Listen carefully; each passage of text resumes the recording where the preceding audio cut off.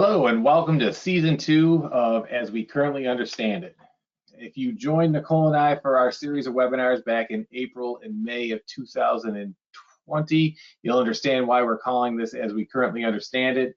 If this is your first time joining, it's really just a nod to how frequently the SBA changed their guidance and how often we had to say, as we currently understand it. We fully expected us to be canceled for lack of content, but the ongoing pandemic and the SBA have seen fit to provide us with enough material for at least one episode of season 2. So presenting today is going to be myself and then Nicole Teska, who is much smarter than me. All right, our outline for today is going to be narrowly focused on the Paycheck Protection Program, and in particularly, we're going to look at round 2, both draw 2 and then draw 1. This program is part of the 5,600-page Consolidated Appropriations Act that was signed into law at the end of December by the President. It is all-encompassing and has a lot of material in it. There's a lot of tax ramifications in it, and our tax department is working on a full-blown webinar that's going to cover all the relevant information for you. That should be coming out shortly. However, because this program is going live today, as you're listening to this, we wanted to have this out and ready for you so you can have some background on it. So getting into some of that background, in case either you have forgotten what the PPP program is about, or perhaps you are new to the program, we'll just go through a few highlights. So it is a loan program through the SBA that provides companies with funds to support payroll. The whole intent was to make sure people weren't laid off. Some of the highlights of the program: it is a loan. That was the original, that's the way it's handled. And then we fully expect most people will have it forgiven, but in case you don't, you should know there is a 1% interest rate on it, as well as a 5-year maturity, no personal guarantee. It is 100% guaranteed by the SBA. The covered period, which is the amount of time you have to use the expenses, ranges from 8 to 24 weeks after the time you originally received the loan. So Nicole, are you saying there that I can choose the length of the cover period I want, kind of like one of those choose your own adventure novels? Not exactly like that, but you can choose it. You don't have to go to the full 24 weeks. If you expend your loan proceeds by 10 or 24, that's okay. All right. What might be a little different from some of you that got the original loan is now it's 60% of the loan must be spent on payroll and 40% on non-payroll. And then the loan amount is calculated using payroll from either calendar year 2019 or calendar year 2020, or the 12 trailing months from the time of application. Seems like using one of the calendar months would be a lot easier than 12 trailing months. Well, seeing as we anticipate most people to try to get their applications in the next couple of weeks, it would be calendar 2020. However, you have to do what's most advantageous for your company. I would imagine most people have higher payroll costs in 2019, which will get you a higher loan amount. So definitely take a look, compare those two numbers, and see what is more beneficial for you. As a reminder, the company had to be in business on February 15th, 2020 in order to qualify. It doesn't necessarily had to be actually in operations, meaning if you're a seasonal business and your season isn't winter, and so therefore you didn't have employees working, it's okay. You just had to be an active business, not one that's permanently closed down. As Bob mentioned, the SBA reopens their window today, January 11th for first draws, and then January 13th for second draws. Nicole, should we head to the bank right now? I would call the bank before you head to it. Oh, I'll shut the car off. Yeah. What you want to do is reach out to them. We've heard some people are ready to start accepting applications, some are not. The applications from the SBA just came out Friday night, so it doesn't give a lot of time for people to prepare first thing Monday morning. So reach out to the bank first before you hop in the car, Bob. Sounds good.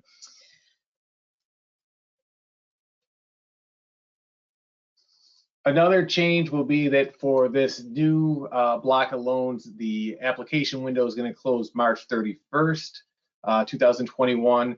You're going to have to make the same good faith certifications that you did on the original application. You need the loan, that you're going to use the proceeds appropriately. You're not going to buy a large boat, things like that. and there are some affiliated entity rules that do apply. Make sure you talk to your banker and your CPA on those affiliated entity rules, because if there might be some changes from, again, the first time you filed. Maybe you filed individually, now you might have to file as one consolidated entity. So reach out to the bank and your CPA to find out if you have to file differently for a second round. Let's take a quick look here, Nicole, at how the loan is going to be calculated. Very similar to how it was calculated for the first go around. The first thing we're going to start with is our aggregate payroll costs. And as you had said, it can be either from 2019 or 2020. More than likely, 2019 is going to be the higher year, because as you'll see in a little bit, to qualify for round 2, there needs to be a reduction in revenue, which would mean there's probably a reduction in related payroll costs. So we're going to start out with our aggregate payroll costs for the year, and then. Well, Bob, I want to correct you there, because that revenue reduction is only for your second draw. So I don't want to confuse people that are on their first draw. So let's not get ahead of ourselves on this one. Always keeping me in line, Mrs. T. All right, so we have our aggregate payroll costs, and then we're going to look at it, and if we have any employees that made over $100,000, so if you had the owner and maybe a vice president, they both made $120,000, you're going to subtract $40,000 from your aggregate payroll costs, and that will give you the workable amount. You'll divide that by 12 to come up with your monthly payroll costs, and then you'll multiply that number by 2.5, and that will give you your maximum loan amount. I think what's key to look at here is what goes into those aggregate payroll costs, because it's quite a bit. It's not just wages. Certainly it includes salaries, wages, commissions, and your cash tips.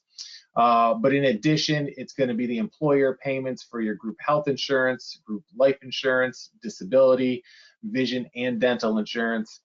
In addition, retirement contributions, employer side, and then the payment of the state and local taxes for your employees. So that's going to be your SUTA payments. All right, looking at the allowable expenses now. So after you have your loan, you need to spend the proceeds, and you need to spend them on approved and appropriate expenditures. The first 5 here on this list are reoccurring ones from round 1. The last 4 are new ones, making it a little easier to spend your proceeds. So the payroll costs we just went over. Mortgage interest expense is going to be included. So when you make your mortgage payment, the interest portion is an allowable use of these proceeds, not the principal portion. If you have a rent for your corporate building, the rent payment is going to be allowable expense. Your utility payments, basically your overhead costs there, and then certain interest payments on allowable debt obligations.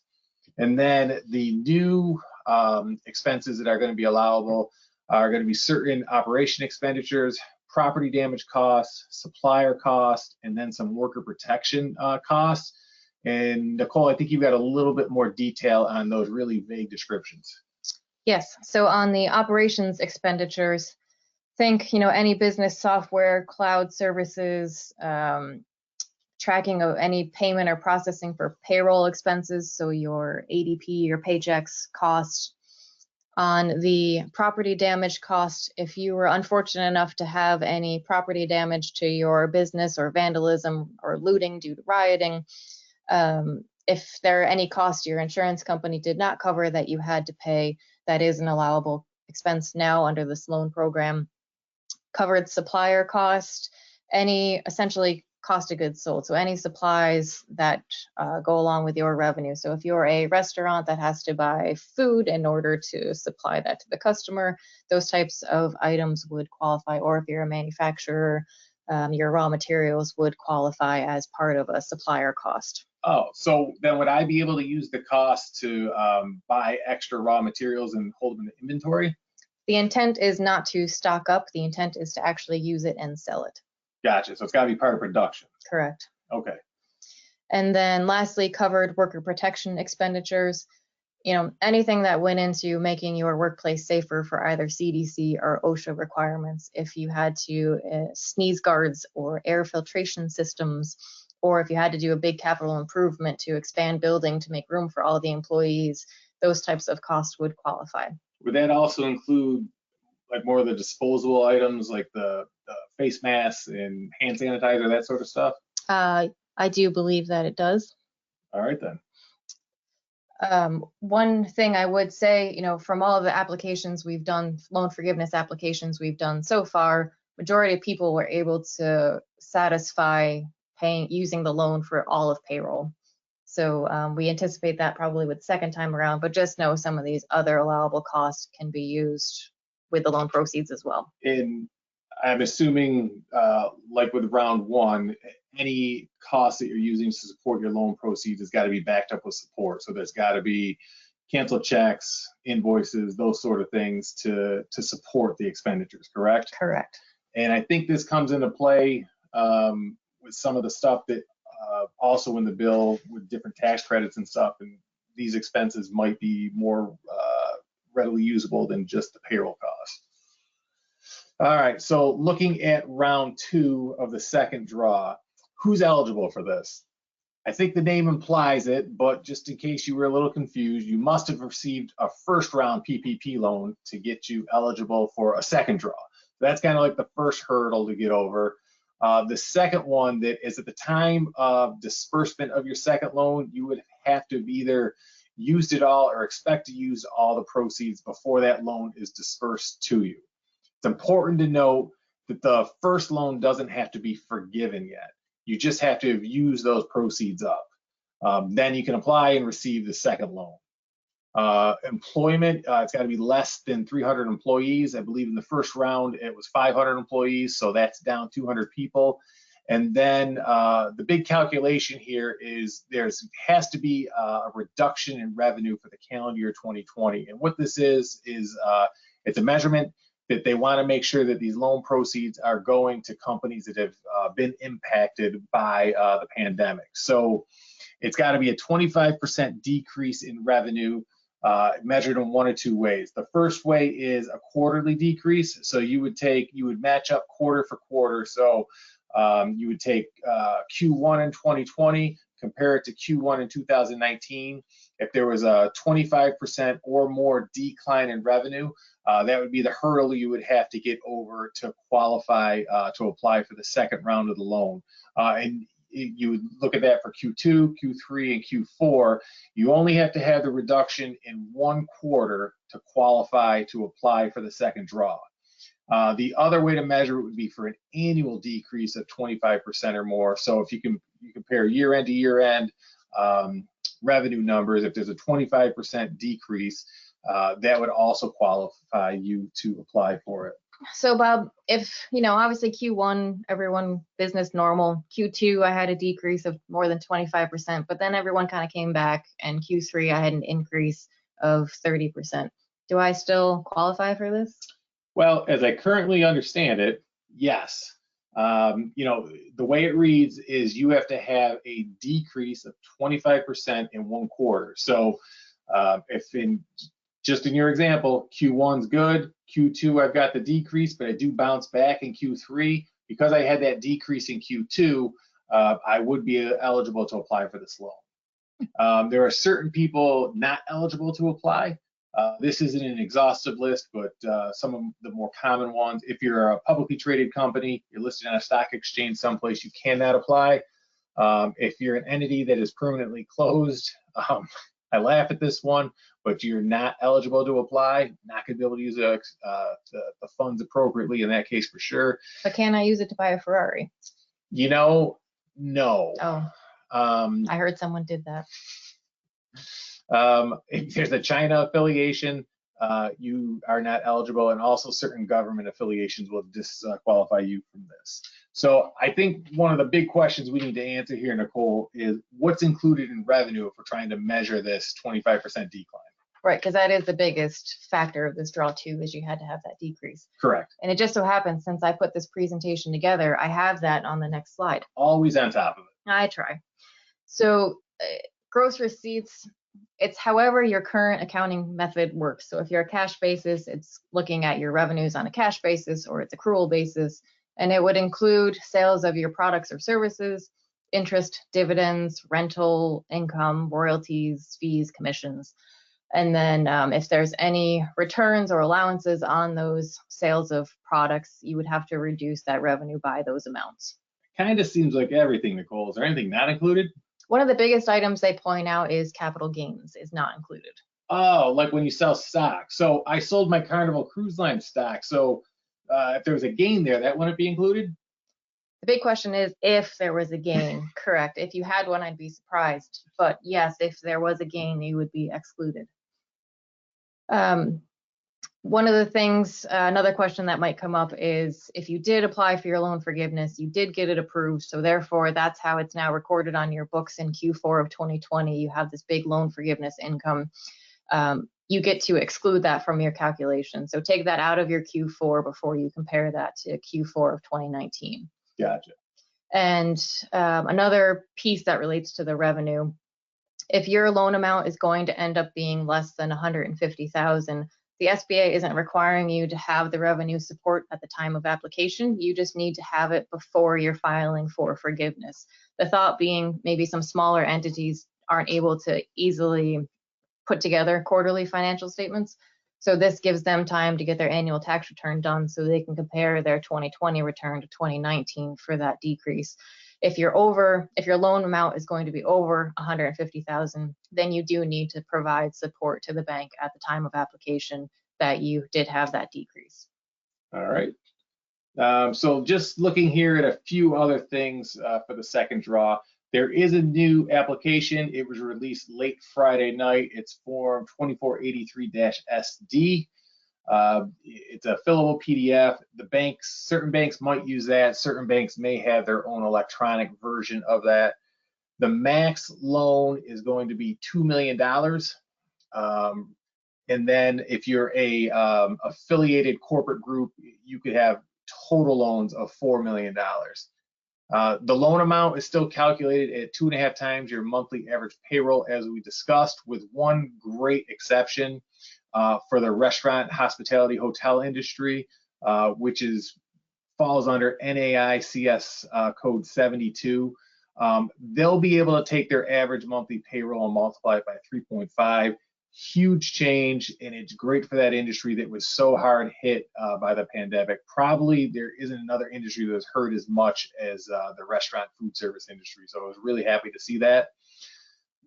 There were some changes in this process for seasonal employers. So if you applied for the PPP loan at the beginning of the process in round one and you're a seasonal employer, you might want to check with your CPA because rules, regulations were updated, and you may be able to get a larger loan based on the more updated rules. So that's something you're going to definitely look at if you are a seasonal employer.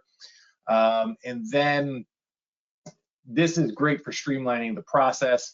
If you're in your first PPP loan application, you used your 2019 calendar year payroll, and you're going to use the same lender for the second draw, which, to be honest, I think most people probably would, then the SBA is saying you don't have to resubmit all that supporting documentation. So the payroll reports, the stuff that for your health insurance and retirement contributions, because the bank already has that. So the SBA says because of that, you can just fill out the new application.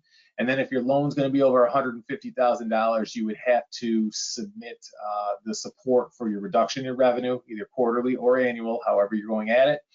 And that would be it. It's going to streamline the process. Again, caveat there, check with your bank and make sure there isn't anything else they're going to require. And then if you got a first draw and you did apply for forgiveness already, the SBA is randomly selecting loans to audit them, making sure the underwriting was good, making sure that the support for those loans was good, spot checking them to make sure there's no fraud going on. If you were lucky, or I guess unlucky enough to be selected for such a review, you're not going to be able to get your second draw right away. So the process there that's outlined is if your first loan is under review, fill out the application, provide the supporting documentation, submit it to the bank. The bank will submit it to the SBA. The SBA is going to reject it because you have the pending review. However, they're going to identify it as a rejected because of pending review, and then they'll expedite the review of your first loan so that they can process your second loan. So it's important still to get it in to keep the process moving on the review of your first loan. And one of the things I think we forgot to mention relating to the revenue support is that, you know, the guidance really only says quarterly financial statements. It doesn't get into what that needs to look like. So pretty much your own internal ones should suffice. You don't have to like go out and get an audited quarterly financial statement to give to the bank. The guidance says they'll allow either bank statements or internal quarterly financials. Correct. All right, so now we're going to the first draw. So it's probably the only time you'll hear two accountants start at 2 and then go to 1. But we felt most of our clients already did the first draw, so we'd start with the second one first, and now we'll go to the first. So if you are new to the application process, there's a new form, the 2483, if this is your first time applying for the PPP loan. You also have a higher threshold, 10 million for your first time rather than the 2 million if it's your second draw. And if you're filing with affiliates, the max loan amount for the whole group will be 20 million. The number of employees is up to 500 rather than the 300 for the second draw. Similar to, you know, you can't apply if you're not in business. You can apply if you're currently in the middle of filing bankruptcy. One of the new items is now 501c6 organizations qualify. There are some stipulations related to lobbying activities that are on the screen there. All right, so some next and I guess final steps here to conclude this webinar. First and foremost, I would reach out to your banking contact and just let them know that, hey, I want to apply for this. And then, you know, start to find out what their procedures are going to be. Find out if they're going to use the forms that the SBA has prepared or if they're going to have their own online versions. Find out when they're going to begin to accept applications. Like we said, the SBA is opening their their windows on Monday for first timers and Wednesday for second rounders, but the banks might not be ready yet. So find out when your bank's going to be ready. And then also find out what supporting documents they're going to require. Is it just the bare minimum the SBA says they have to have, or are they going to require different things? And begin to get those things prepared, find out if they're going to have a portal. I know a lot of banks did use some sort of portal in the past. And then, you know, if you're not preparing your own application, please reach out to your CPA for assistance so they can help you with it. So we appreciate the webinar. We hope you found it helpful. While Bob and I did the presentation, our whole office is very familiar with the PPP loan program and this new second round. So feel free to reach out to your BNC contact if you have further questions. If you are new to BNC and don't have a current contact, within the email blast, there was an email address that you could email questions to. It's info@bcpllc.com. Again, if you are new to BNC and don't have a contact, feel free to email that. Otherwise, reach out to your representative and we'll get your questions answered. Hope everyone has a great day. Thank you.